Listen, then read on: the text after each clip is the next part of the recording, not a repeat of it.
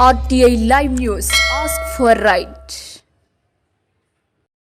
నమస్తే, welcome to RTI live news.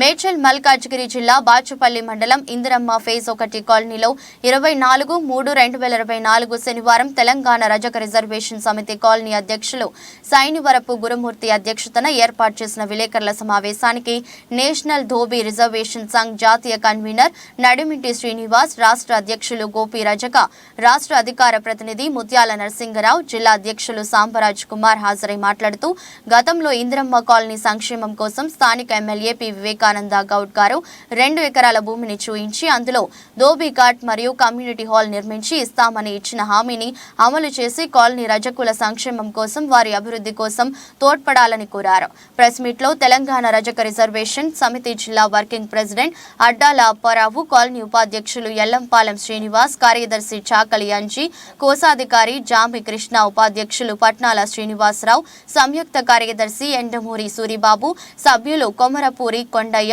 Pragathi Nagar colony కార్యదర్శి అర్బపల్లి గోవిందు, సంయుక్త కార్యదర్శి సైనివరపు లోవరాజు, సభ్యులు కడచారి దుర్గారావు, కొండపల్లి వెంకటేష్ తదితరులు పాల్గొన్నారు. ఇందిరమ్మ ఫేజ్ 1 కాలనీలో విలేకరుల సభ ఏర్పాటు చేయడం జరిగింది. దానికి రాష్ట్ర అధ్యక్షులు గోపి గారు, రాష్ట్ర గౌరవ అధ్యక్షులు కొడుకుందు చంద్రయ్య గారు, అదేవిధంగా రాష్ట్ర నాయకులు అన్న నరసింగన్న గారు, జిల్లా అధ్యక్షుడు పట్టణాధ్యక్షుడు గురుమూర్తి గారు, అప్పారావు గారు, అందరికీ కూడా నమస్కారాలు. ఇవాళ ప్రధాన విషయం ఏంటంటే, గత సంవత్సర కాలంలో ఈ ఏరియాలో ప్రెస్ మీట్ లేదా అంత సమావేశం ఏర్పాటు చేసి స్థానిక ఎమ్మెల్యే గారిని కలవడం జరిగింది.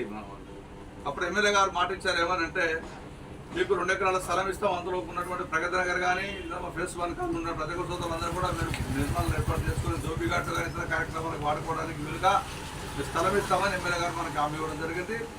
స్థానిక కమిషనర్ కూడా స్పందించి వారు కూడా అంగీకరించడం జరిగింది. కానీ కాలక్రమేణా పార్టీ మారడంతోనూ ఉన్నటువంటి కాంగ్రెస్ గవర్నమెంట్లో మళ్ళీ అప్పీల్ చేస్తూ ఉన్నాం. మేము స్థానిక ఎమ్మెల్యే ద్వారా మేము రజకులము, సమాజానికి సేవ చేస్తున్నటువంటి వ్యక్తులము, మా సేవను మీరు పరిగణలోకి తీసుకోవట్లేదు. ఎంతసేపున రాజకీయ లబ్ధి చూస్తూ ఉన్నారు. కానీ మేము మీ అందరితో తోడ్పాటు అందించే విధంగా, అందరినీ బాగు చేసే విధంగా, మల్లెపూరుగా చేసే విధంగా మా జాతి ఎప్పుడు నిరంతరం కూడా శ్రమ చేస్తున్నటువంటి శ్రమజీవులకు ఈ ప్రభుత్వం ఇచ్చినటువంటి హామీని నెరవేర్చాలని కోరుతూ ఉన్నాం. మాకు 2 ఎకరాల స్థలం ఇస్తామని చెప్పి గాంధీ గారు చెప్పారు, ఇక్కడ స్థానిక ఎమ్మెల్యే గారు చెప్పారు. దానికి అనుగుణంగా మా సోదరులు కూడా స్పందించడం జరిగింది, ఎమ్మెల్యే గారు స్పందించడం జరిగింది. 2 సంవత్సరాలు అయితే ఉంది, మళ్ళీ ఆ స్థలాన్ని మాకు కేటాయించలేదు. కాబట్టి ఇక్కడ మేము కూర్చొని మాట్లాడుకోవడానికి కూడా మాకు చిన్న కమిటీ హాల్ ఒకటి లేదు. అందుకనే ఎమ్మెల్యే గారు మేము అడుగుతుంది ఏంటంటే, మీ ద్వారా పత్రికాముఖంగా అడుగుతుంది ఏంటంటే, ఎమ్మెల్యే గారు మీరు గతంలో ఇచ్చిన మాటను మళ్ళీ ఒక్కసారి మీకు జ్ఞప్తికి చేస్తూ ఉన్నాము. మా నిరుపేద రజక కుటుంబాలు ఉండడానికి మీరు ఇల్లు కూడా ఇస్తామని చెప్పారు. ప్లాట్స్ కానీ ఇతరత్ర కార్యక్రమాలు వాడుకోవడానికి కూడా మీకు స్థలం ఇస్తాం, అందులో ఉండడానికి అవకాశం కల్పిస్తామని చెప్పడం జరిగింది. కాబట్టి మళ్ళీ ఒక్కసారి ఎమ్మెల్యే గారిని మేము యాడ్ చేస్తా ఉన్నాం. ఇప్పుడు పార్లమెంట్ ఎన్నికలు వస్తూ ఉన్నాయి. మళ్ళీ ఎన్నికలు మేము ఎటు నడవాలో మీరు నిర్ణయించిన అవసరం మీకుంది. కాబట్టి ఎటు నడవాలో మేము ఆలోచన చేసుకోవాల్సిన పరిస్థితి మాకు ఏర్పడనేయకండి. ఎమ్మెల్యే గారి గతంలో కూడా మేము ఆరాధించాం, ఎమ్మెల్యే గారి స్వాగతం పలికాం, మా వాళ్ళు కూడా ఘనంగా కూడా మీకు ఓట్లేసి గెలిపించడం జరిగింది.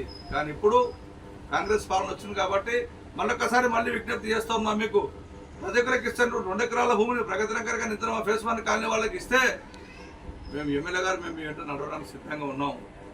అనివార్య కారణాల వల్ల మా జాతిలో ఉన్నటువంటి చిన్న అవసరాలు మాకు ఉంటాయండి, పెద్ద అవసరాలు లేవు. మాకు సమాజంలో చిన్న అవసరాలతో మేము ఉన్నటువంటి వ్యక్తులం. కాబట్టి ఒకసారి స్థానిక ఎమ్మెల్యే గారు మాపై దృష్టి సారించి మీరు ఇస్తున్నటువంటి హామీని స్థానిక కమిషనర్ ద్వారా లేదా ఈ ఉన్నటువంటి కాంగ్రెస్ పార్టీ నాయకుల ద్వారా మీరు నచ్చజెప్త చేస్తారో మీ అధికారాన్ని ఉపయోగించి మా నిరుపేద రజక కుటుంబాలకు న్యాయం చేస్తారని మేము భావిస్తూ ఉన్నాం. నమస్కారం.